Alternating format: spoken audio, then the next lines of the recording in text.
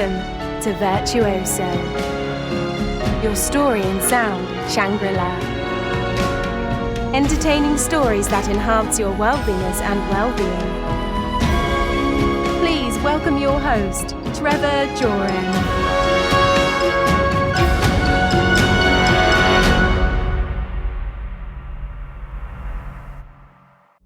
Aloha! Welcome, my name is Trevor Joran, and in this special first episode, I have actually recruited a voiceover artist to interview me. I'll talk about what the show is about, who it's made for, what you can expect, and all of the behind-the-scenes things that I find interesting regarding the creation of the very first season. So without further ado, here we go.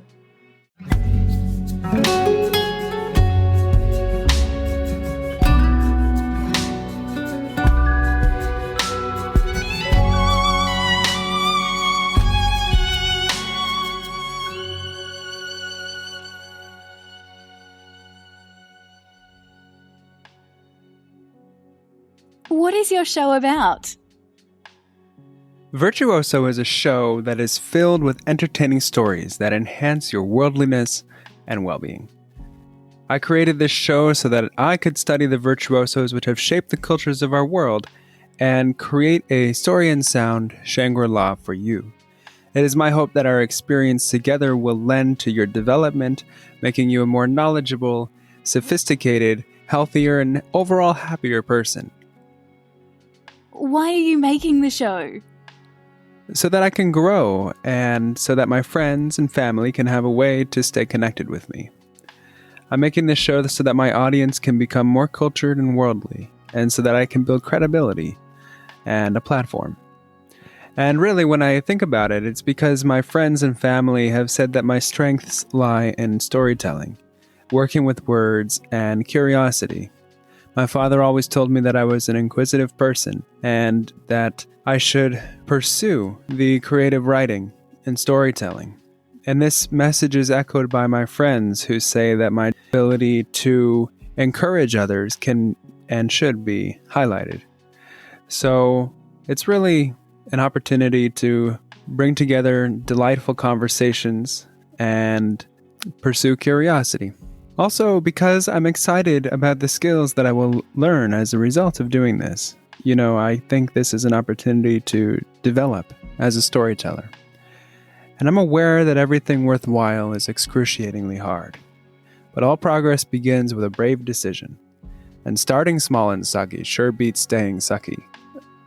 So it's about progress, not perfection. And this show is allowing me to tap into that gift that I might be able to give to the world.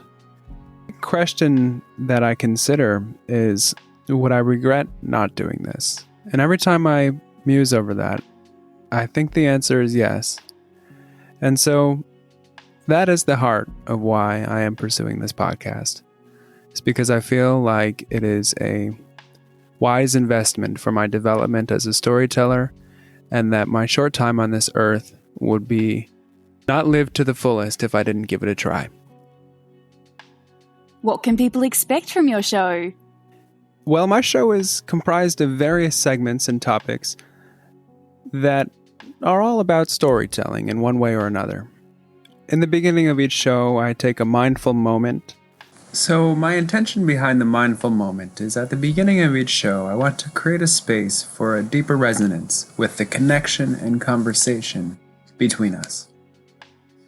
It's a moment to experience mindfulness and the power of our breath. I'll talk about a theme of our lives such as appreciation, creativity, finding focus, letting go of stress, coping with cravings, productivity, relationships, or even taking a break. I'll also have a global segment where I will spin the globe and close my eyes, land in a small segment of the beautiful planet we live on, and then do some research about that area and convey what I find to be the most interesting or pertinent information about this far-flung land.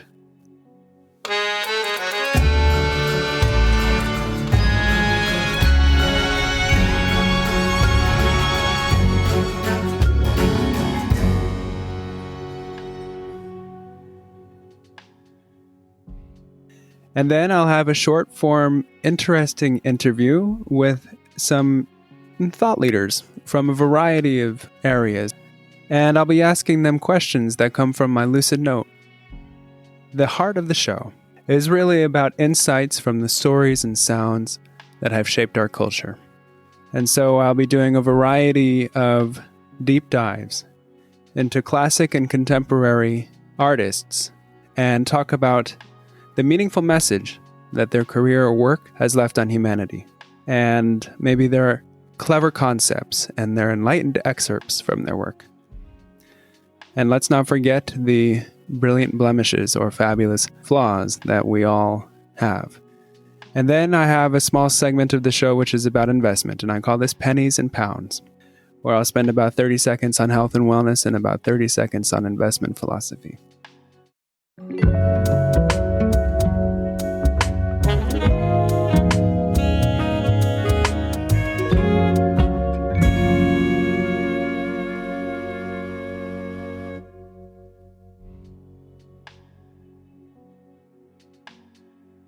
Who is your ideal listener? Well, I've been told to do some customer avatar exercises to help me get into the psychology of who my true listener is. And I have named her Katana. But really, it's anyone who is interested in living a life well and enjoys discovery and learning. If they're interested in the topic of story or sound, artistry, I think they'll get some pleasure and education from spending time with me.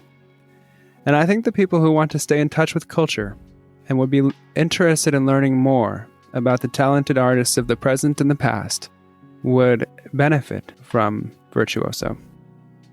What do you hope listeners will get from your show? Well, I hope that the listeners have somewhat of a renaissance. I think that spending time with me will hopefully engage them, entertain them, and enhance their lives in some way. I hope that they'll come away learning more about the stories and sounds that have shaped the cultures of the world. And as a result, they'll be more sophisticated and worldly. How often will your show come out? So every episode is going to come out just over a month from the one before it. I'm shooting for ballpark 39 days. And the reason is twofold. A, because 39 is my favorite number. And B, so that this project is sustainable.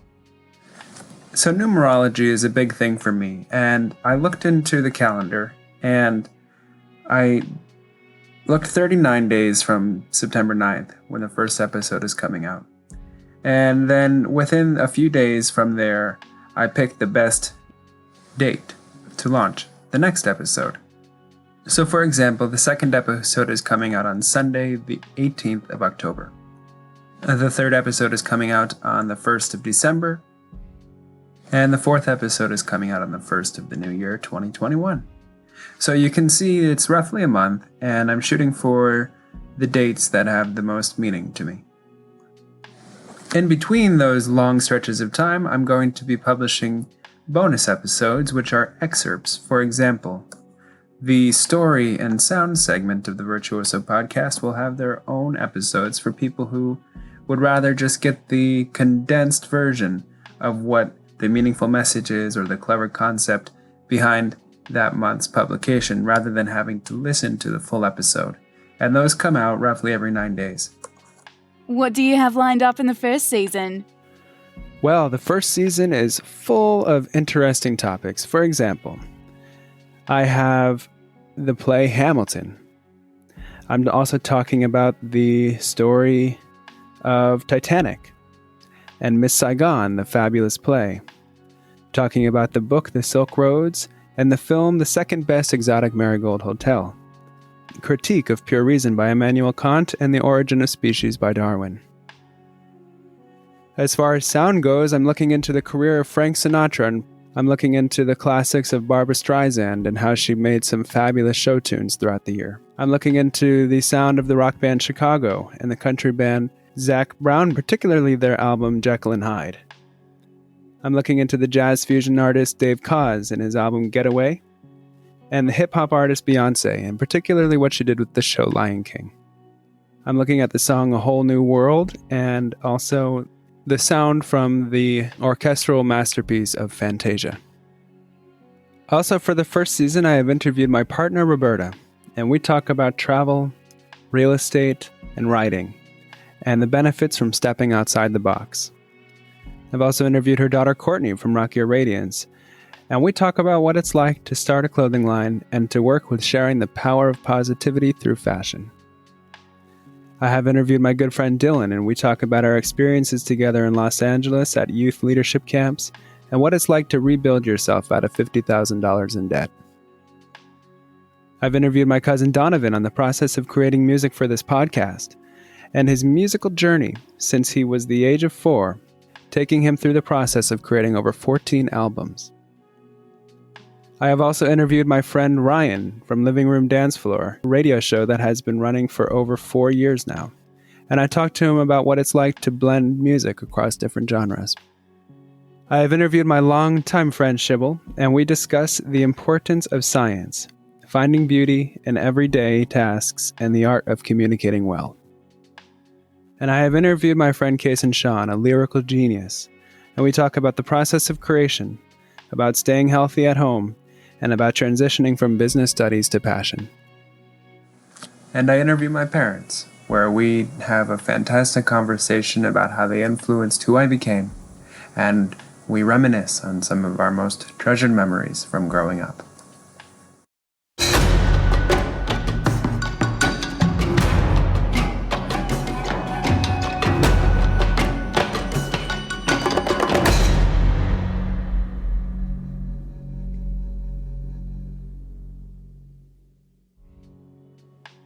How did you come up with the music in your show? Well, I wanted to showcase the world. I shared a few samples with my cousin, various pieces of music from Africa, Arabia, and Asia, and the likes. And we created music based heavily upon the piano, the sax, and the strings.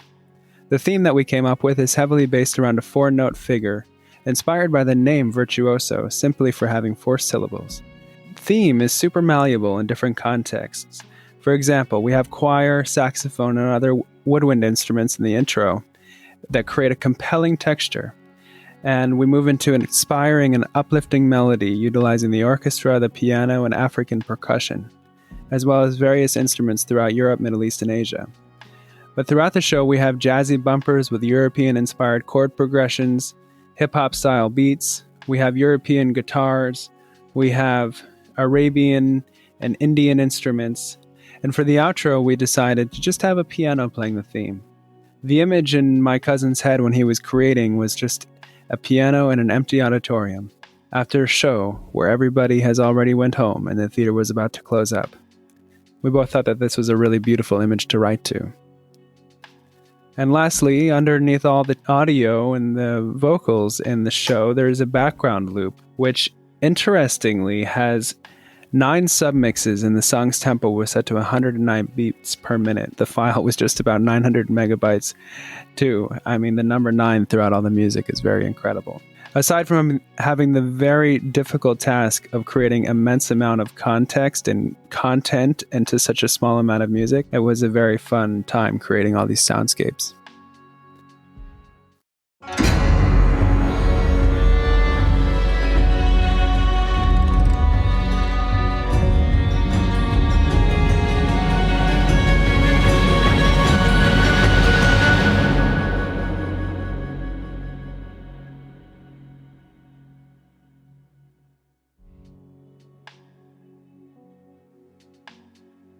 What have been the greatest challenges in getting a show together? The greatest challenges in getting the show together have been the organization and the research, with so many facets of the show taking a lot of time to construct, especially when I'm doing the fact-finding portion behind the stories of sound. This is the greatest challenge because it takes a lot of energy and attention to condense these ideas. It takes roughly an hour to 2 per 5 minutes of the show. That being said, the most fun portion of the show and the easiest portion of the show by far is the interview. Now, looking back on things, if any part of the show is unsustainable, it would probably lie in the region of the amount of time necessary to construct such small segments. Editing too. I mean, the amount of files that go into each episode, I look I look at my, digital audio workspace, and there are, 40 moving pieces to each episode. And meshing all this together and working it out, if possible, I would definitely like to hire this out for the upcoming seasons. Anything else? Well, yeah, I think that this journey is going to be interesting. I look forward to how the first season pans out. I'm most excited because I'm finally launching. I was considering doing this quite some time ago. Actually, back during my final years of university, I wanted to put together a show where I asked people questions in the book, and I'm finally getting to it. So I think that this is helping me to venture outside of my comfort zone and helping me to learn some new perspectives. It's a positive challenge for me. Well, in conclusion, to my listeners, I want to thank you for spending this time with me. It's hard work putting these shows together, but knowing that you are out there being engaged, entertained, and enhanced by the Virtuoso show makes it all worth it to me. I'm glad that we are able to spend time together every few weeks. If you love what I'm doing and you want to support me, please go to trevorsthoughts.com and sign up for my email. Alternatively, you can shoot me a quick message at muse@trevorsthoughts.com. That's MUSE, like the Greek muses. I'll send you an email back and we can begin our relationship from there. Thanks again, and I look forward to our next show together.